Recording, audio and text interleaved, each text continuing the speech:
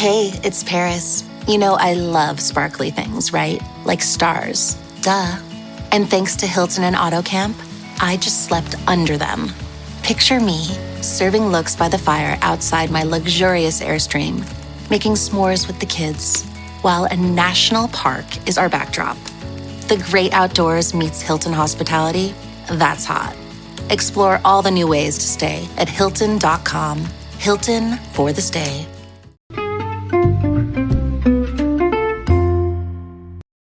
Hi, everybody, and welcome to the Dr. Psych Mom Show. Today, I'm going to talk about this idea that every couple should split household tasks and childcare right down the middle, both of them doing all the tasks, half of each task, because, and this is something that I've been told on social media in the comments, because if one partner died or if you were a single parent after divorce, you would have to do everything yourself. And so then that's why exactly half the cooking, half the cleaning, half of everything should be what a couple chooses. And I staunchly disagree, and I will discuss why as soon as I encourage you to subscribe. I have over 200 subscriber episodes for only $8.99 a month, a vast repository of information. The most recent one was, why does giving your avoidant partner a gift go so poorly? Because this is a phenomenon that a lot of preoccupied attachment partners have told me about, which is that if you give your avoidant partner a gift, the better the gift is, the more they look like a deer in the headlights, or the more they literally say negative things about it, like you shouldn't have bought it, etc. And I discuss why. Okay, so getting back to this idea, let's just be straight up. So I'm divorced, obviously, and a lot of my listeners are divorced. You don't end up doing all of the things the same. You just don't. I just don't even understand how people think this. I guess it's people who haven't been divorced, or maybe who have amnesia, because it certainly didn't go like that in their families of origin either. But I guess they're thinking that in their families of origin it went poorly, so now in the new world it's going to be different and idealized.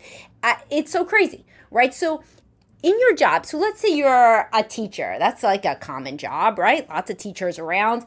My mother was a teacher. I have friends who are teachers, clients who are teachers, right? If you're a teacher, are you also the principal? Or if you're an English teacher, are you also the art teacher and the music teacher and the math teacher? In fact, people who are math teachers frequently say they can never be an English teacher and vice versa. Are you also, by the way, on top of that, the lunch lady and the janitor and the aide and the special ed teacher and the person in the office who answers the phones? Of course not. This is crazy, right? And then the post-divorce scenario is like saying, well, what if we were basically on the TV show Lost and we were marooned, on a desert island, and it was just you and your child? Would you also then teach your child math in addition to English? Well, yeah, as well as you could, but that's not real. That's not going to happen, right? So just because you may eventually get divorced does not mean that you are good at everything your spouse is good at and vice versa. So I can't teach my children to play sports because I'm shit at sports.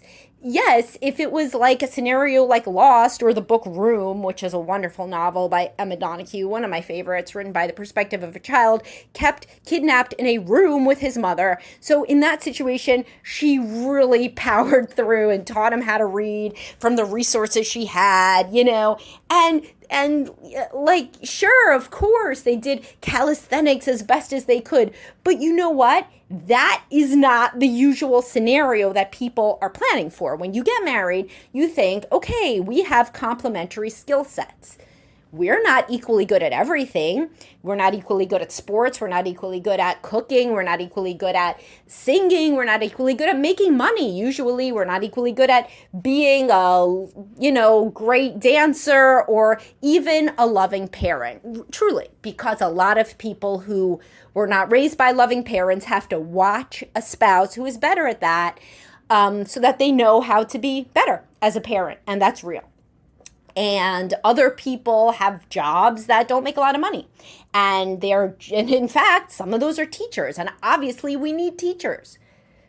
We certainly need teachers, and we need people whose jobs don't make a lot of money. But those people are frequently happy to be married to people who do make some more money. And the people who do make the more money are happy to be married to people who don't have a job that's only about making money. Because that's, by the way, the most successful type of couple that I see is one where, one of them is thought to be more sensitive and emotionally aware, and the other person is more practical, and the more practical person is usually the moneymaker there. And that's just a really common framing, and it doesn't really matter, of course, given how things are right now. Usually the man makes more money, but that's changing. That's changing a lot. It's just going to go based on personality. I bet a generation from now, whether you're the more practical one who has the job with the health insurance that makes the money, etc., or the other one.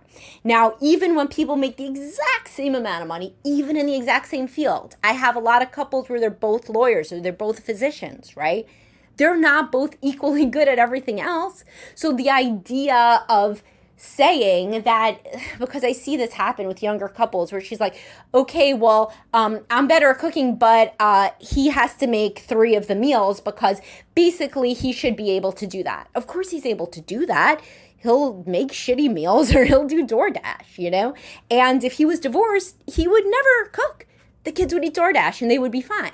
But then, and listen, some women are like, okay, cool, get DoorDash on your nights. Great. But what usually happens is she says, no, it's weaponized incompetence that he doesn't learn how to cook as well as me. And nobody's allowed to say, is it weaponized incompetence that you are not as good as him at something, and frequently that is practical matters of some sort in some area, whether that is the making money or it's knowing when the car needs an oil change or it's being able to not go to sleep until later when necessary and being physically stronger in some way. Nobody is just completely useless, right? And if somebody really, really does absolutely nothing, as I've talked about over and over, that person is struggling with depression, ADHD, or substance use or something like that, right? So in most situations, what I see is that one person is saying we got to split everything exactly down the middle because if you were a single dad, you would have to do it. And then basically anybody who's ever been divorced is like, oh, you don't understand basically anything because he wouldn't do it. So another big one, everybody, the birthday party.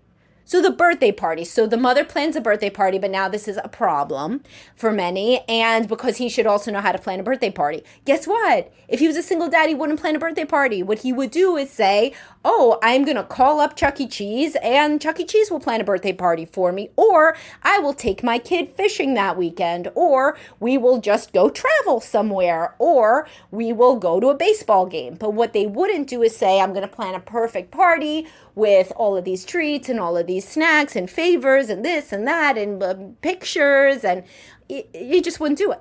So the reality is that if you want to say that everything in your house should go as though you were both single parents, go be single parents. You probably will be happier than a marriage that is trapped in this everything exactly down the middle dynamic that does not work in any other area.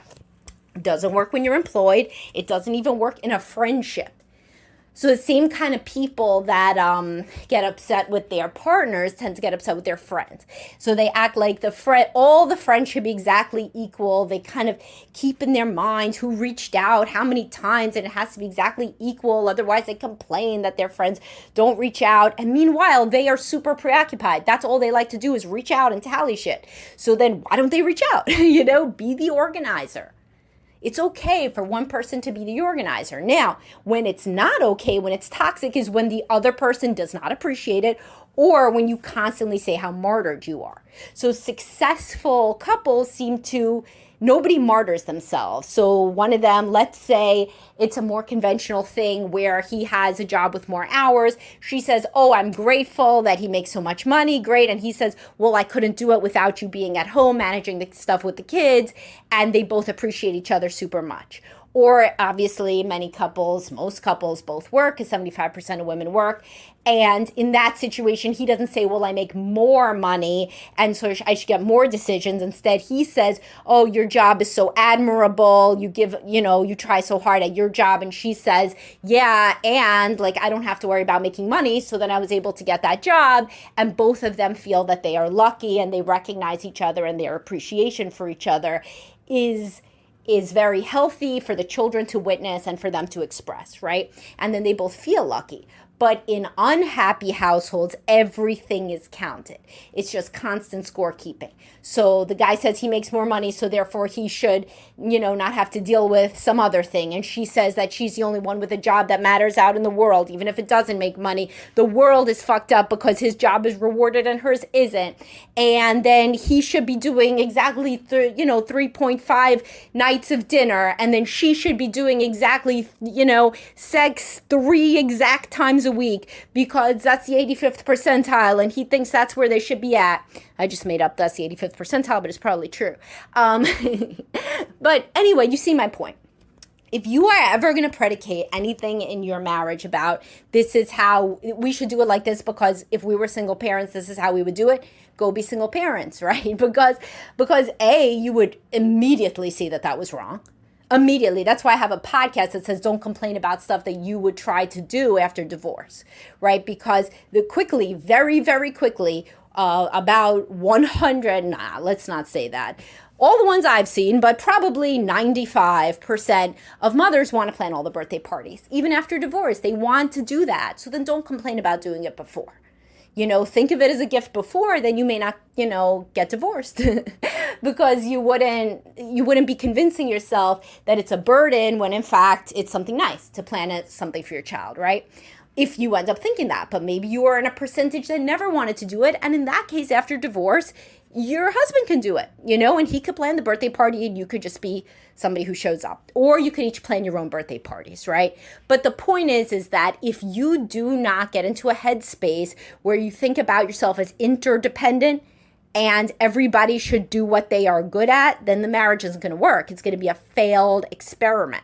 Just like a company would fail if the English teacher was also trying to be the math teacher, or the school rather would fail in that situation, or any business would fail if the person who did one thing also had to do all the other things and had to divide up their time in some kind of crazy jigsaw puzzle so that they could do exactly whatever percent, if there's 10 employees, they each have to do exactly 10% of every single thing, of the accounting, of the billing, of the HR, of the client services. That isn't how anything works.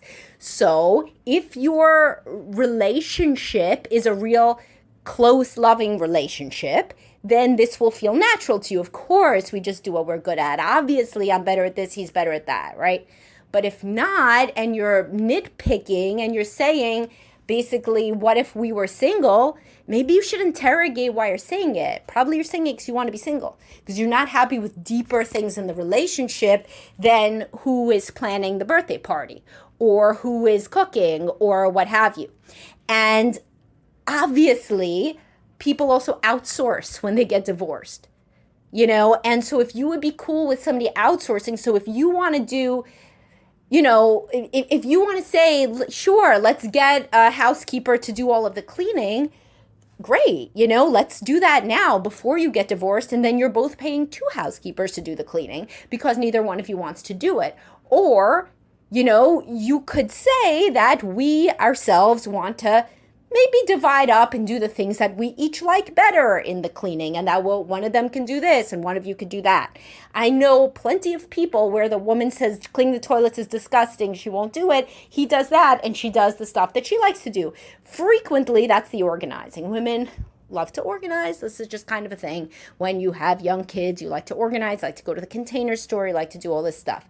If you don't like to do it, then you don't. But if you walk into the Container Store, I'll tell you, it's a lot of women. And it's a lot of women with small kids, and it's a nesting thing. And I'm more up to Swedish death cleaning myself. But I remember going to the damn Container Store and getting all the little containers. And that's what I liked, and that's what I was good at. And so that's what I did. But Outsourcing is also a possibility so that people do not have to do exactly half of things that they hate or that they are very bad at. So post-divorce, for example, women who don't like, forget about men or women. A person who cannot play an instrument would not then try to teach their child the instrument on their night, and then the partner, the ex-partner who does know how to play the instrument, would teach it on their night. No, that would only be something that they did at dad's house or at mom's house, depending on who played the instrument. And that's how it would go. And if mom or dad, whoever didn't play the instrument, died, you would buy somebody to be a teacher. You would hire a teacher for the instrument. Or you wouldn't, because you would be too worried about the fact that all of a sudden you were a single family home, a single parent home, and you wouldn't have the money for the teacher. And the point is this, in a larger, much, much more important way, what does it teach the children to hear you saying everything has to be split right down the middle? And then, ironically, people say, why can't my kids share? Because the parents can't share. How are children who hear the parent is going to be dividing every tiny little thing up down to the hairs, splitting hairs about equity versus, in every single sphere? How are those children not going to feel like that's what they need to do everywhere? Instead of maybe enjoying doing something with a sibling, they're going to make sure everything is split right down the middle. And these are the kids who cry that the crumb of the cookie was bigger. The partner, I said partner, Freudian slip. The sister had one more crumb than they had, because they hear parents who are saying, oh, well, I did an hour of this. And well, when did you do this? And you came home at this time, but when did you go to that? And did I do this? And then you did that. These are the kids who struggle with sharing and with generosity, which, by the way, everybody's worried about their kids self-advocating. The kids can self-advocate fine. In most cases, they say self is not the problem. It's other. It's generosity and giving back to other people that seems to be more of a problem right now in this generation than the other. There are very few kids that don't know how to self-advocate. The most anxious kids certainly need help with that. But most kids can speak their mind, have been raised and inculcated in the idea that they should at all times speak their preferences. And it's going over to the other side of, are they able to accommodate other people's preferences to live productively in society with other people and get along with them? All right, hope you guys enjoyed this, and I will talk to y'all soon. Have a great day, guys. Bye-bye.